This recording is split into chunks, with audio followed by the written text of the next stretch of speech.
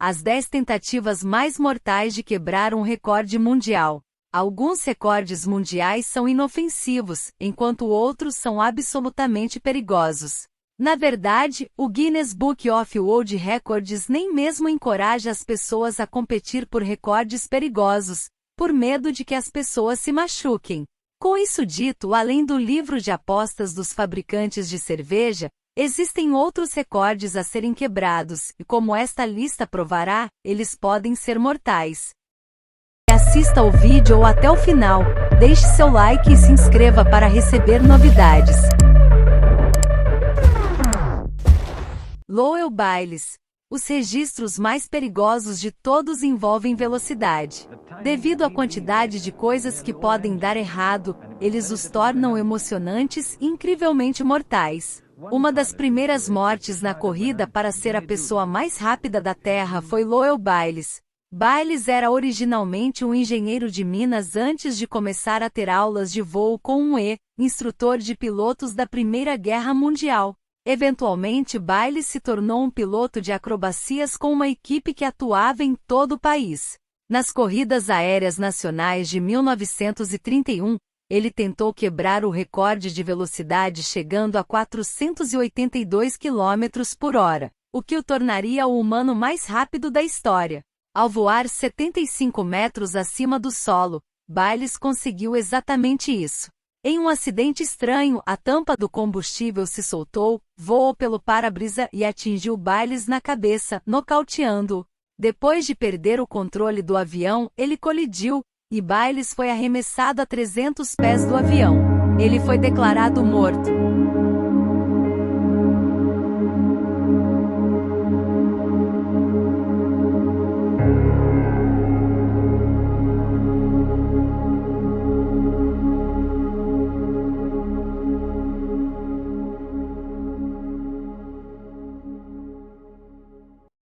Bert Sinclair. Bert the Australian Long Eagle. Sinclair foi um aviador e inventor. Durante a Primeira Guerra Mundial, ele trabalhou como artilheiro e observador para o Royal Naval Air Service. Ele inventou muitos pequenos aparelhos que foram usados em aviões até a Segunda Guerra Mundial. Ele foi um dos pioneiros na aviação e fabricava seus próprios aviões.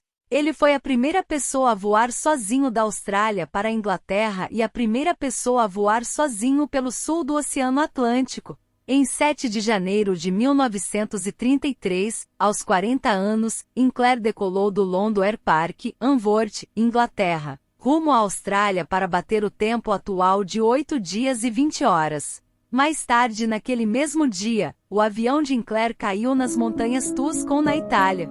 Depois que seu corpo foi recuperado, ele recebeu um enterro militar completo por ordem de Benito Mussolini.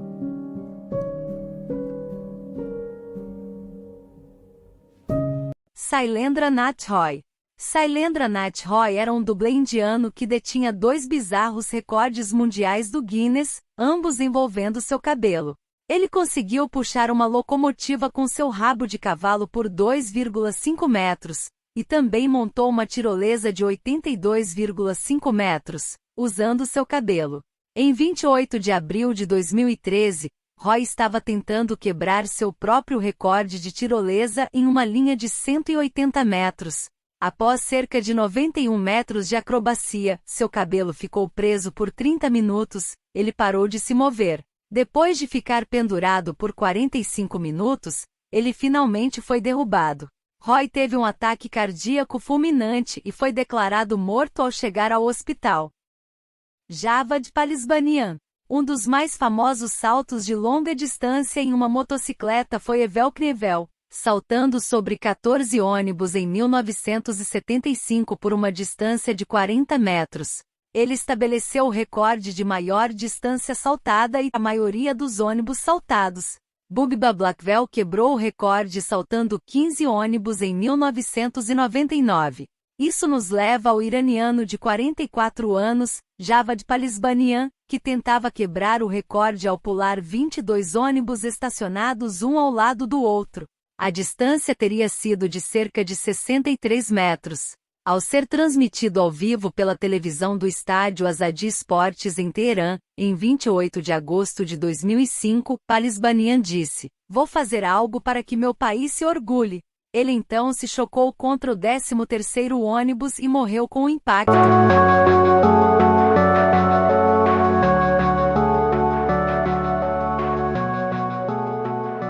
Brigitte Lenoir.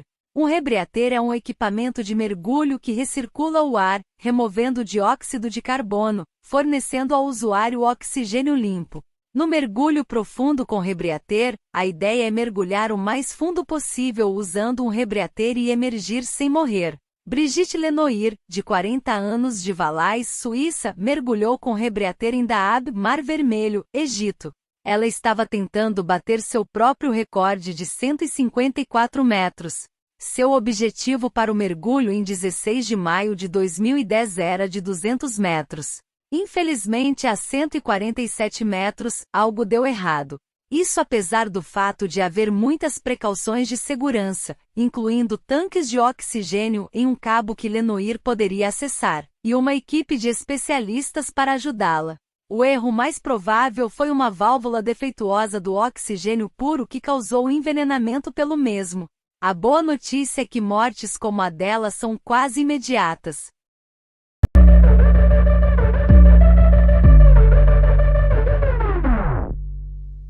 Bill Warner. Bill Warner, de 44 anos, era um piscicultor tropical de Vimalma, Flórida, e detinha o recorde mundial de velocidade terrestre em uma motocicleta convencional a 1,5 milhas, que era de 500,49 km por hora. Ele alcançou este recorde mundial em 17 de julho de 2011 nas corridas de velocidade terrestre da Loring Timing Association, que são realizadas anualmente em Limestone, Maine. A Warner compareceu às corridas de velocidade terrestre da Loring Timing Association de 2013 para quebrar o recorde de velocidade terrestre em uma motocicleta convencional a uma distância de 1 milha. Em 13 de julho, a Warner alcançou esse recorde, atingindo uma velocidade de 476 km por hora. No dia seguinte, ele tentou quebrar seu novo recorde ao atingir 482 km por hora, mas depois de atingir 459 km por hora, perdeu o controle de sua moto, desviou para a direita e deslizou por 40 metros. Ele estava consciente e conversando com os paramédicos, quando foi levado ao hospital, onde morreu 1 hora depois. Jessica Dubroff. Jessica Dubroff era uma piloto estagiária de 7 anos que, a pedido de seu pai, tentou se tornar a pessoa mais jovem a pilotar um avião nos Estados Unidos. Ela chamou seu voo de costa a costa de mar a mar brilhante. A linda garota com grandes ambições foi uma sensação instantânea na mídia.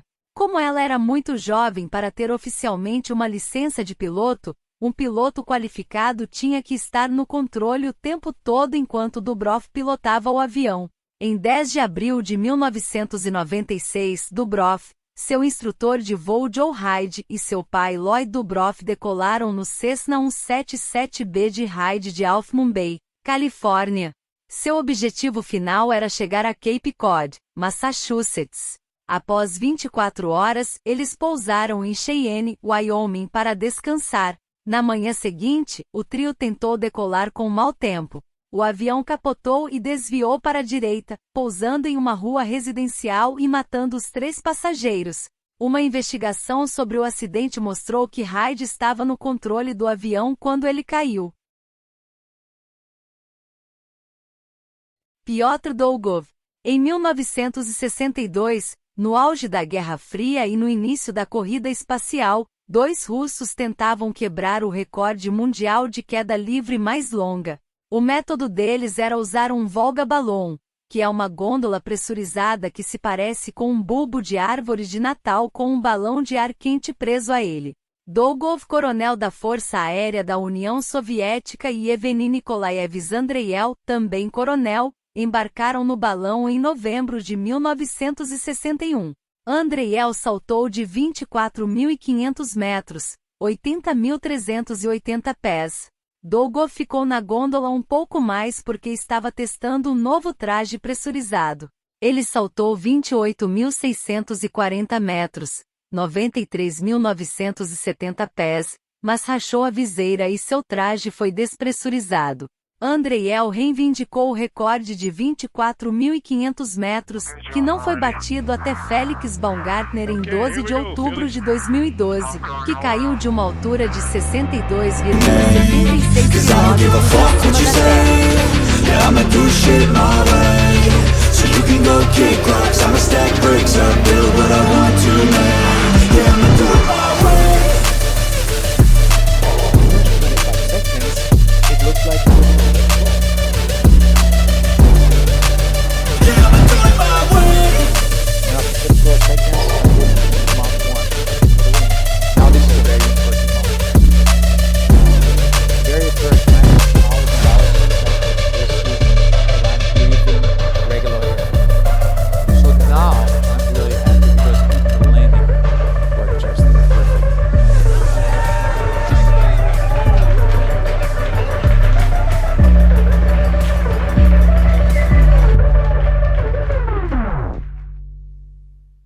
Nick Piantanida. Para não serem superados pelos comunistas, os americanos decidiram intensificar o jogo da queda livre. Nick Piantanida vendia animais de estimação quando descobriu o paraquedismo, o que o levou a fazer centenas de saltos. Depois de saber que os soviéticos tinham um recorde de queda livre mais longa, Piantanida decidiu que esse era um recorde que ele precisava bater. Embora Piantanida fosse um saltador experiente, ele não era um profissional, nem estava na Força Aérea. Geralmente as pessoas que realizam tais proezas são membros da Força Aérea. Independentemente disso, Piantanida conseguiu obter financiamento de patrocinadores. Ele até recebeu permissão para usar as instalações de treinamento da Força Aérea, e eles lhe emprestaram um traje pressurizado. Na primeira tentativa de Piantanida, ventos fortes rasgaram o teto de sua gôndola, Strato Jump, forçando-o a pular a 4.900 metros antes de cair de paraquedas no lixão da cidade de St. Paul, Minnesota. Em 2 de fevereiro de 1966, em sua segunda tentativa usando o Strato Jump segunda, ele atingiu 37.650 metros, voando mais alto do que qualquer um antes dele. No entanto, ele não conseguiu desconectar a mangueira de oxigênio e teve que desconectar o balão da gôndola. Segundo a Fédération Aeronautique Internationale, desde que voltou à Terra sem o balão, não conseguiu o registro oficial. Além disso, como ele não saltou, também não conseguiu um recorde de paraquedas. Em sua terceira tentativa em 1º de maio de 1966, na marca de 17.373 metros, seu traje foi despressurizado. A sala de controle imediatamente soltou o paraquedas da gôndola. Piantanida estava vivo quando a gôndola chegou à Terra, mas a falta de oxigênio o levou a entrar em coma, vindo a falecer 4 meses depois. Donald Campbell.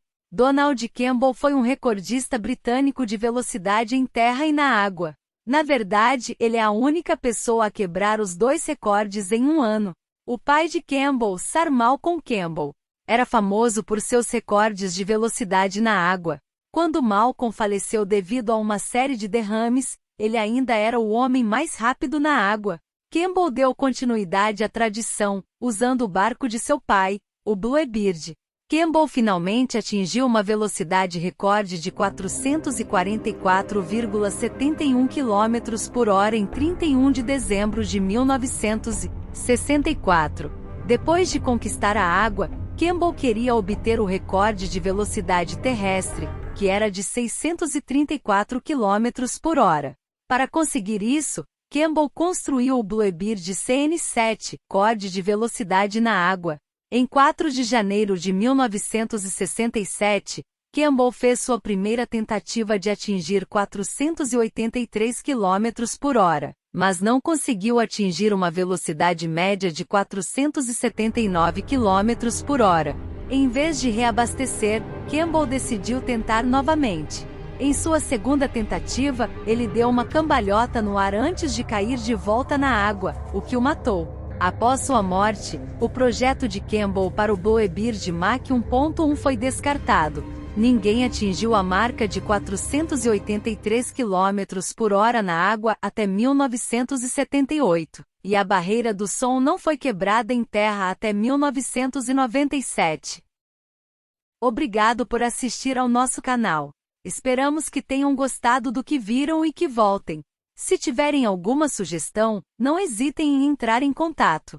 Deixem seu like, se inscreva, compartilhem e ative o sininho. Até a próxima!